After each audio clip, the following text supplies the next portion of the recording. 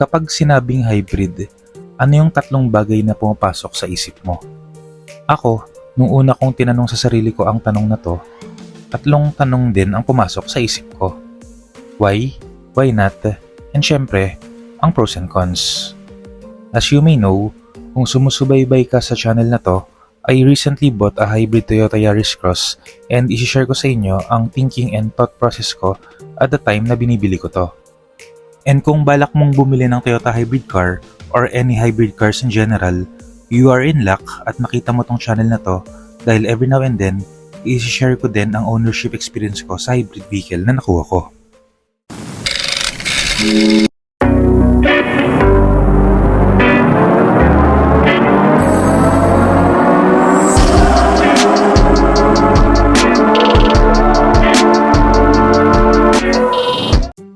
Before I go on, kung mahilig ka sa Philippine car news and reviews, I would appreciate it if you can consider giving a like on this video and subscribing to the channel. I post one video a week sharing my thoughts and opinions regarding Philippine cars. Maliit na bagay yan para sa inyo pero napakalaking tulong yan para lumago ang channel na to so that I may also know the interests of the Filipino consumer.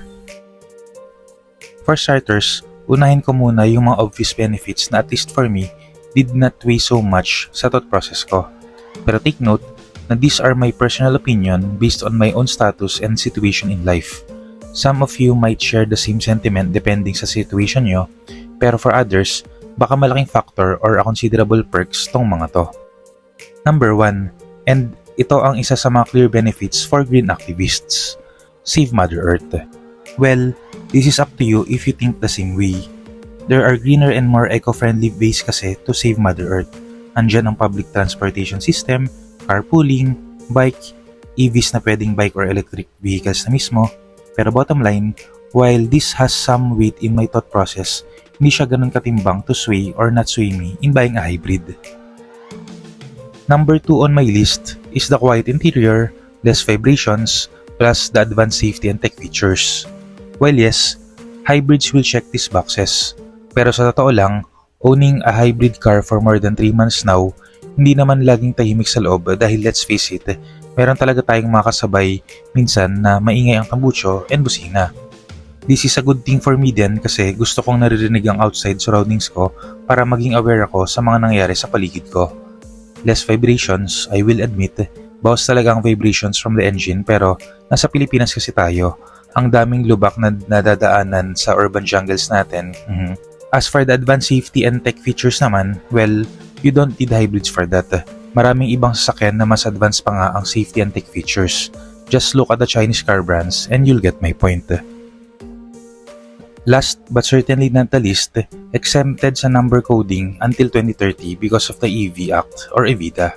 Kung bibili ka ng sasakyan, 24/7, 365 days a year, hindi mo kailangan problemahin ang number coding sa mga metro areas ng Pilipinas.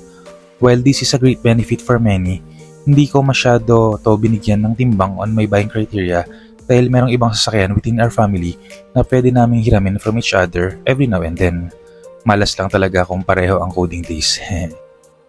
Again, this is based on my own situation kaya hindi malaking factors to on my decision making process. Pero for others, baka malaking considerations to so think carefully and assess your own situation. Now, let's move on naman sa whys and the why nots na binalansi ko on my own decision-making process na I think kailangang pag-isipan para sa mga taong nagbabalak bumili ng hybrid. Gagawin kong alternate ang the whys and why nots moving for now kasi medyo mag-relate sila which you will see. Now for the first why, well, isa sa mga obvious is the fuel savings. Maraming video sa YouTube explaining this pero on my own personal experience, kahit araw-arawin ko ang gamit sa hybrid ng isang buwan, on pure city driving alone, once lang ako nagpupunta sa gas station to refill. While kung gagamit ako ng ordinary gas vehicles like the Vios or a Corolla Altis, at least 2 to 3 times a month. So kung around 1,700 pesos ang full tank ko kasi 2 bars pa lang nagpaparga na ako, that's at least 3,400 pesos savings a month or 40,800 pesos per year, which equates to 204,000 pesos over a 5-year period. Yung iba na mas malayo ang biyahe, lalo kung weekly umuwi ng province, mas malaki ang benefit neto for sure. Now, for the first why not. which is also obvious, is the high initial upfront cost plus the unknown resale value on the Philippines. Yung 204,000 pesos na savings for 5 years, tataas pa yun when I consider the highway and long distance drives. Many, but not all, kayang bawiin yun in 5 years, lalo na kung laging nasa city ka lang. Ideally, around 50-50 daw ang ratio ng city against highway drive para ma-maximize ang fuel savings. Katambal nito is yung resale value. While sa North America, mataas ang resale value ng mga hybrids dahil sa kanilang quality, reliability, and dependability, relatively, bago pa kasi ang hybrid sa Pilipinas. Kaya for sure, merong mga taong reluctant at nagdadalawang isip bumili ng second-hand na hybrid dahil darating ang panahon na kailangan palitan yung high voltage battery which at the time of this writing around 300,000 pesos. Common sense, due to inflation says na tataas yan, pero malay natin, with the advancement of technology, baka bumaba yan balang araw. For the second why, or kung bakit ka bibili ng hybrid, is less maintenance. Hybrids, at least sa Toyotas na alam ko, has no spark plugs na kailangan mong palitan on a regular basis. Another component na wala din is ang alternator, that is one component to worry about na pwede at commonly na nasisira. Mas mahaba ang buhay ng mga brake pads nito dahil sa regenerative braking. Kaya kung nasa 30 to 40,000 kilometers nagpapalit ka na ng brake pads, expect na baka umabot ka ng 100,000 kilometers bago ka magpalit. But on the other side of things, on the why not to choose a hybrid is the maintenance as well. Medyo malabo, di ba? Well, dahil ito sa warranty. While mahaba ang warranty period, 3 years for the car and 8 years for the hybrid battery for Toyotas and meron pang iba na 10 years for some Chinese car brands. Kaya nga lang, in order for the manufacturer to honor that said warranty, kailangan saka-saka nagpapamintain. Now, some will say na hindi naman lahat kailangan saka-sa ipagawa, pero kung gusto mo ng less usapan regarding the warranty, best na saka-sa mo ipamintain ang sasakyan mo hanggang meron pang warranty of some kind para walang butas na makita sa'yo when the time comes na may kailangan kang ipa-repair. Now, this means magiging kasa-maintain ng sasakyan mo, which is well, to put it mildly, masakit sa bulsa.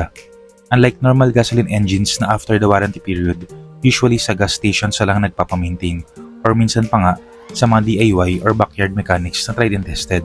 Ika nga ng mga batang 90s, suking talyer or mekaniko. On the other hand, for the third reason kung ba't ka bibili ng hybrid is the known, tried and tested reliability plus affordable ang spare parts kasi same lang din naman sila ng price ng mga gasoline cars.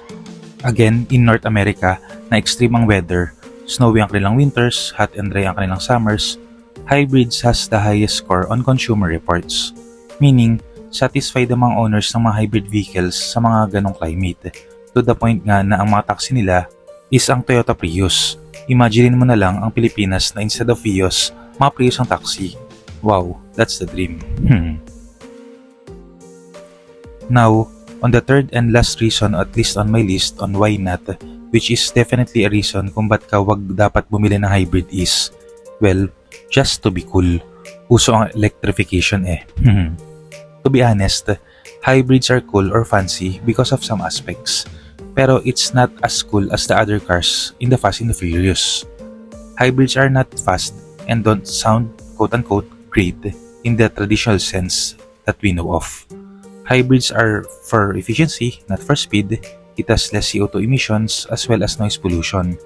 But if going green, efficient, and less time for repairs is your definition of cool, then yeah, maybe hybrids are for you.